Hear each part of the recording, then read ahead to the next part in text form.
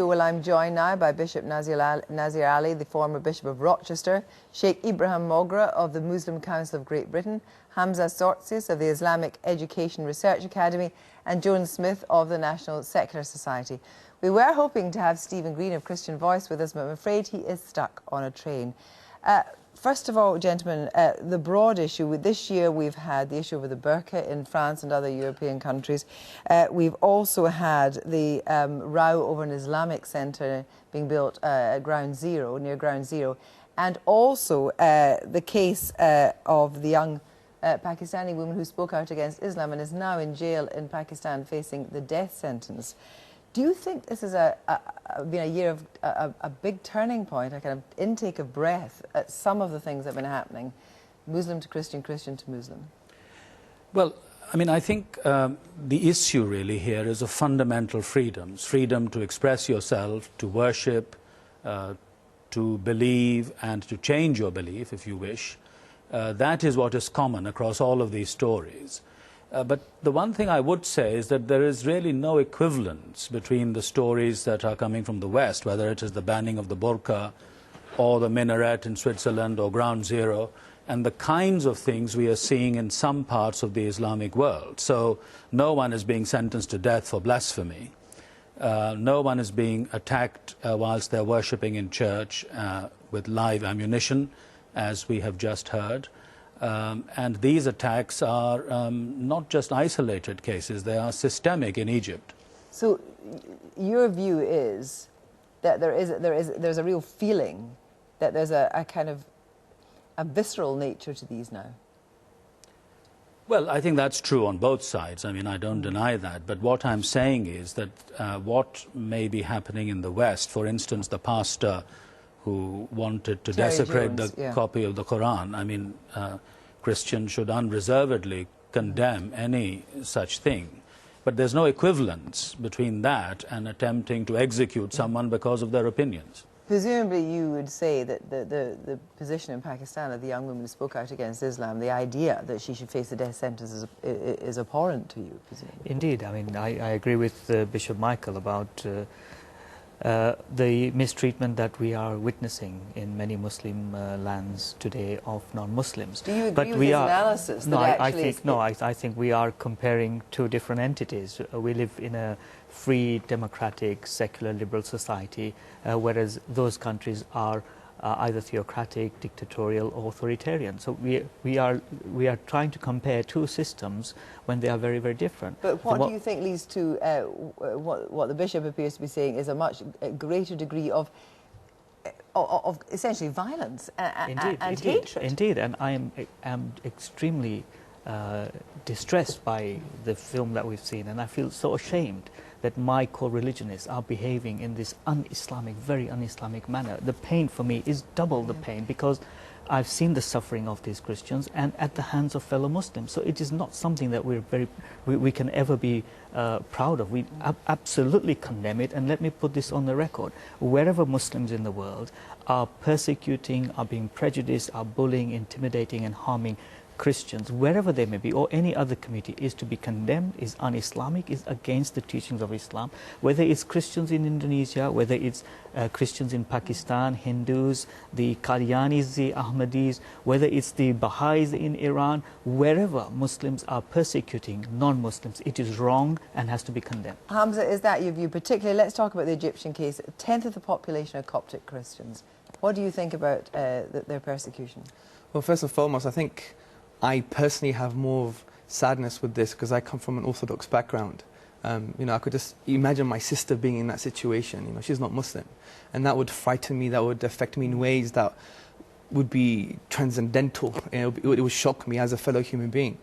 But I think the problem here is not a religious problem. It's a problem of ignorance. Because what we have to understand is that it's not part of the Muslim moral framework, because the Prophet has told us that there is no harming and there's no reciprocating of harm. That we must love what we love for ourselves for others, that we don't harm people, that whoever harms a non-Muslim under our political power harms himself. What do you say about Tim's analysis and what was being said by a Coptic Christian in Egypt, that there's a kind of Islamification, and in fact the authorities in Egypt are actually entrenching that Islamification because people are being regarded as lesser citizens, and also the whole thing about apostates as well. Sure. There's a real problem if people want to convert out of Islam to Christianity and vice versa, and it's actually the state in Egypt that's the problem. Well, I disagree. I don't think the Mubarak regime has an Islamification agenda. Its agenda is a dictatorship. We know this. According to mainstream human rights organizations, they are torturing people. I have friends who have been tortured in Egyptian prisons. It's a nightmare. So I don't think the problem is Islam, because as you've heard, the Islamic values don't promote this. So what the problem is not Islamification, but almost some type of ignorant dehumanization. Joan? Well, of course the problem is religion, and I think if you are entirely indifferent to religion, as I am, I'm actually not very interested in it. What you see is not a clash of civilizations, but a contest between power systems, because religions are systems of power. And I think the problem is, and actually what this shows you is the importance of secular states. If Egypt was a secular state, this kind of thing would not be happening, because there wouldn't be a dominant religion. I mean, I've been to a Coptic church I disagree with that. I mean, if you look at India, it's the world's largest secular democracy, and I'm really proud of what India is today. But the religious strife there is beyond control. But I believe that it is not because of religion. This is purely political and economic and other issues which are being played up. I would want to disagree with both of you. I think secularity is also a power system, and I agree with you about India being a very bad example of a secular state. But I think that religion is at the bottom of this in Egypt, certainly, as we've seen. Let's talk about Egypt. Yes, I mean, there's discriminatory law arising out of the Article 2 of the Constitution. I think religion is being misused. Well, it may be, but that may be the case. But Article 2 of the Constitution says that Sharia is the principal source of law in Egypt. And many of the problems about people changing their identity cards, about recognition of marriages, all of those things that we've just heard stem directly from what the Egyptian state believes the Sharia to be. Now, I'm very glad for Sheikh Ibrahim to tell them and me that it is not, but that is what they believe. And as far as you're concerned, is Sharia law in Egypt of itself a good thing? Well, I think the manifestation of Islamic law in Egypt is not actually a manifestation of Islamic law. I mean, we have activists in Egypt that are trying to call for a true, positive, loving, merciful, compassionate version of Islam, which we believe is an orthodoxy version of Islam. And it's very important to point, just to finish this point, they are more persecuted. The people calling for Islamic values are persecuted. But you have to make this point, it's a very profound point. When Islamic values were implemented in a very positive light in history, we had even Jewish historians saying amazing things about the state of the Jews. For example, we have Zain Zohar, who's a contemporary Jewish historian, saying amazing things. Why do we have to have Islamic values? Why can't we have universal human rights? And that's what Islamic values are. I don't agree with you. And if you have a state which is based on the idea of universal human rights, then you don't privilege one religion over another, and that makes it a much safer place for everybody, including we're going to come back to this people. conversation in a moment, but let's move on now to talk about Switzerland, because Joan Smith, just coming to you, this idea in the Swiss example of a mirroring of that attitude of one or the other. I think what's interesting about the Swiss minaret vote is that it expresses I mean, there is an element of racism there, clearly, but it's not just that. It's also like the burka ban in France, which I'm not actually in favour of, because I don't like banning things. But I think what it expresses is an anxiety about religious symbols and the intrusion of religion back into public life. And what you have to remember is that, you know, the men sitting around this table, and with the exception of me, they are all men, are not representative of the general population, because most of us don't go to church, we don't go to the mosque, we don't go to the synagogue. We actually are indifferent to religion, and we don't like it being forced onto us. But do you think that you sense that the lack of understanding, given that you're secular, the lack of understanding between the religions leads to fear? Yes, it's not just lack of understanding, it's also competition, because there are states where Islam is the main religion, states where the Christianity is the main religion, and they don't want to lose their access to power. These are patriarchal power systems.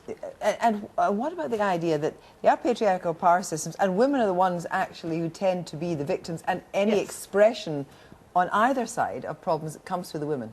Yes, and if you look at what's happening in Egypt, women began to stop wearing the veil in Egypt in the 1920s, and it's really alarming when you go to Egypt now because there are almost no women who aren't wearing the veil, and I don't think it's all voluntary, it's social pressure. I don't believe that two religions cannot live together despite one being in the power position. If you look at the history of Islam, Christianity has had an existence in continuity throughout the... Interestingly, not necessarily in democracies, but in dictatorships. You might say that under Saddam, Christians fared better in Syria. Indeed, Tariq was in a very high position. If you look at Jordan, for instance, I was there with a Christian-Muslim pilgrimage group, and we were told that the parliament there is designed through proportional representation. And by virtue of percentage of Christians, they should have had only 8 seats in parliament. They have 16. But why would you give people seats in parliament according to their religion? Yes, because otherwise they wouldn't get in. But I mean, I think the point... positive way of the point is that in history, all totalitarianism has arisen out of secular ideologies, not out of religion. Oh, nonsense. Well, look at the 20th century. You've got National Socialism, you've got Stalinism, you've got Mao Zedong and his Cultural Revolution, Pol Pot, even Saddam Hussein's fascism. I mean, how many more examples do you want? So, I mean, what I'm saying is that secularity is also a power system. It may or may not be patriarchal. I think on the whole it has been very patriarchal.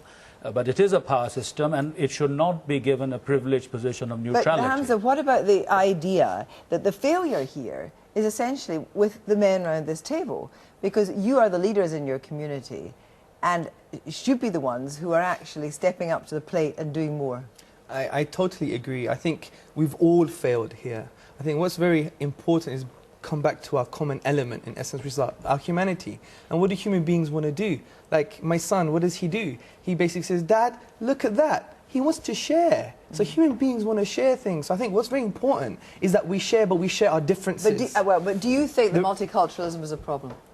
I think secularism is a problem. No, well, do you think multiculturalism is a problem? Well, I think having many cultures under a certain political entity is great and it's fine. It's actually an Islamic concept. Having different tribes and nations together, we live happily. That's a great thing to do. But the problem is that communities don't live happily. And what we see increasingly in There's areas... a reason for that. Well, in the areas of the United Kingdom are areas where communities do not interact, and increasingly where communities stay entirely separate. We need good leadership. Want that to happen? No, we need good leadership. In frankness, what we need to do is we need to get leaders who are in touch with people's humanities, that could connect with other fellow human beings and say, you know what, we always talk about commonality, but that's going to bring us together anyway. Let's talk about the differences, because the differences are the thing that are causing the fears. If we talk about them, we express them in a human way, then there won't be fears anymore. Why have we allowed a situation of multiculturalism to exist where people are essentially separated into their own exactly. communities? I think multiculturalism, and it's that ism bit that's the problem, has created this situation of segregation of communities,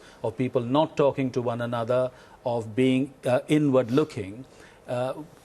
In Britain... Do you think you've failed to a certain extent in your leadership? Of course, we've all failed, as Hamza has just said. But, I mean, the point is that in Britain particularly, it is the Judeo-Christian heritage, the Bible, which provides a way of welcoming people, of hospitality, of being hospitable. And we are losing that. Yeah. Yes, indeed, that. Absolutely. And of equal, of treating the stranger as yourself. I mean, that should have been the basis for constructing an inclusive society. But as you say, it's worse now. So if it goes on being worse, what is the next downward step?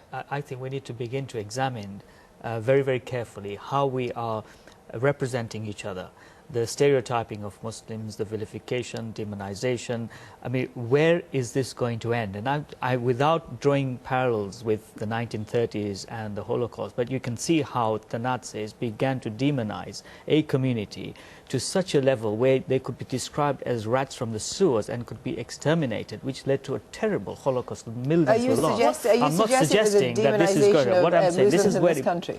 Well, I would be, of course, strongly against any such attempt. Again, I think the whole thing goes back to affirming people's fundamental freedom. What's very That is what we should be doing. What's very funny about this Kirsty, is that you have men who have benefited from multiculturalism because they've become imams, they've become community leaders. And I relish the fact that I live in a multicultural Very briefly. And what they have done, these people are turning themselves into victims. What about the women in their communities who aren't allowed to learn English and who are forced into marriages against their will, who can't go out to work, who can't join the larger society? That is totally wrong. Yes, That is you're wrong. the leaders of the community. I'm afraid on that point we will have to spoken leave it here. against Thank you all very much indeed. Just